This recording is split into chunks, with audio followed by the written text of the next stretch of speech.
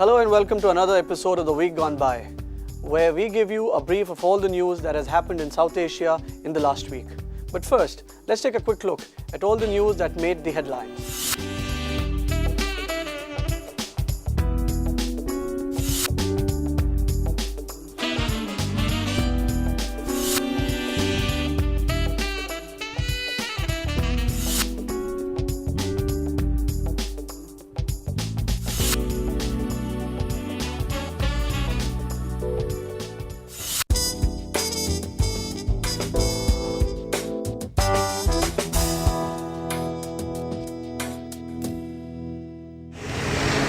Yielding to relentless opposition pressure, Telecom Minister A. Raja resigned last week in the wake of the 2G spectrum allocation scam.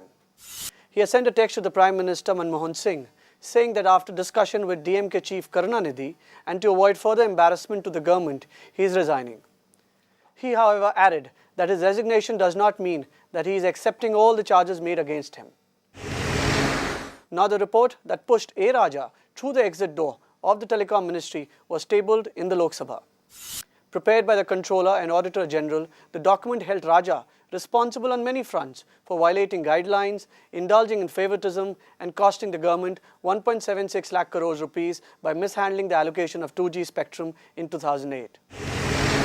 Later in the week, the Supreme Court even asked for an affidavit to be filed on behalf of the Prime Minister that would explain as why he took close to a year to respond to a request for the prosecution of former Telecom Minister A. Raja for allegedly orchestrating the massive 2G scam. In reply to this, Solicitor General Gopal Subramaniam said that the Supreme Court's criticism of the Prime Minister in the 2G spectrum scam is not an embarrassment. During the past week, the government also asserted that the Supreme Court has passed no stricture against the Prime Minister or the PMO in connection with the 2G spectrum issue. It also rejected suggestions that the law officers have failed to properly present its side in spectrum case in the apex court. Law Minister M. Veerappa Moile added that nothing has gone wrong in the court and even accused the media of creating hype on the issue.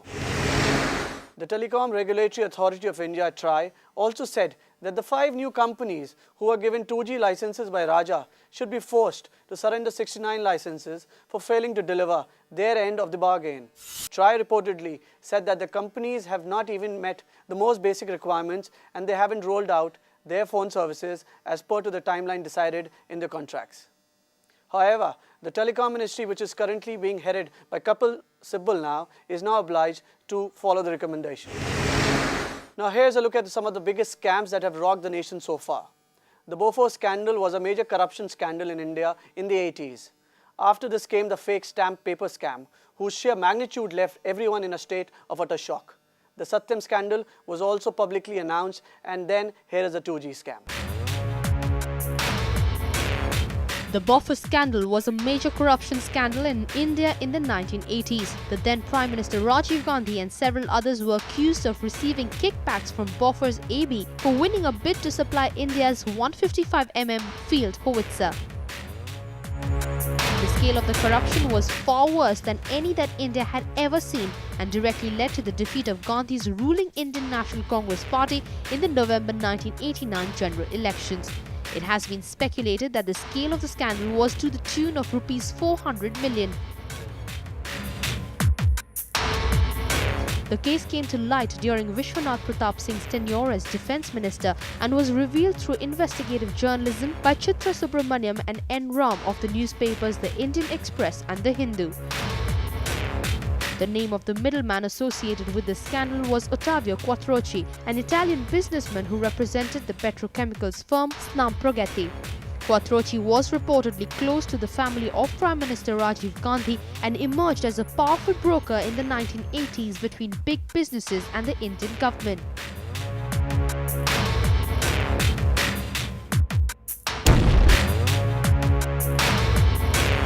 And just when one thought that the people at large had become somewhat indifferent to exposés of corruptions and scams, came the mother of all scams, leaving all and sundry in a state of utter shock. The sheer magnitude of the fake stamp paper scam, which reportedly made a staggering rupees 30,000 crore hole in the exchequer, left even the most resigned and shock-proof observers gasping in stunned disbelief.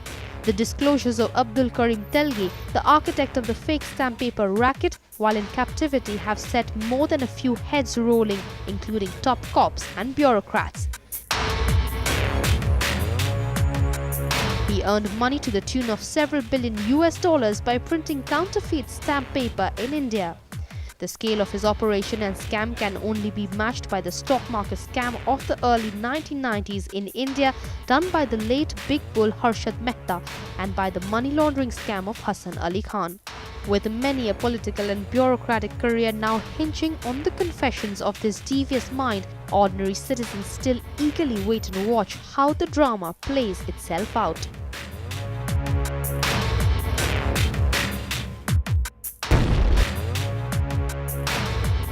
The Satyam scandal was publicly announced on 7th January 2009 when Chairman Ramalinga Raju confessed that Satyam's accounts had been falsified. On 7th January 2009, company chairman Ramalinga Raju resigned after notifying board members and the Securities and Exchange Board of India that Satyam's account had been falsified. Raju confessed that Satyam's balance sheet of 30th September 2008 contained inflated figures for cash and bank balances of 5,040 crore rupees as against 5,361 crore rupees reflected in the books.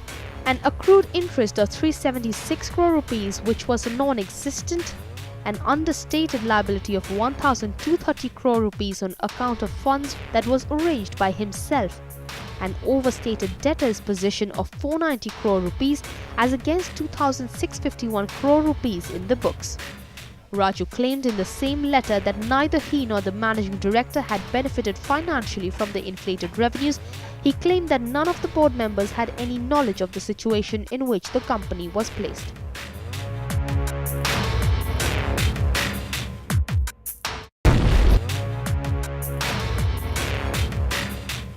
The genesis of the 2G scam dates back to 2008 when 9 telecom companies were issued spectrums and licenses for second generation or 2G mobile phone services at 1,658 crore rupees for pan-India operations. As many as 122 circle-wise licenses were issued. The opposition said that by giving the airwaves cheap, that too in the controversial manner of first-come first-served basis, the exchequer had lost billions of dollars. The cut-off date for applications was also arbitrarily advanced. Later, based on the auction of airwaves for third generation of 3G services, which got nearly $15 billion to the exchequer, and that for broadband access, which fetched over $8.5 billion, the notional loss was estimated at $38 billion to the exchequer. The Comptroller and Auditor General of India said the entire process of spectrum allocation was undertaken in an arbitrary manner and that the advice of the industry watchdog TRAI was ignored and misused.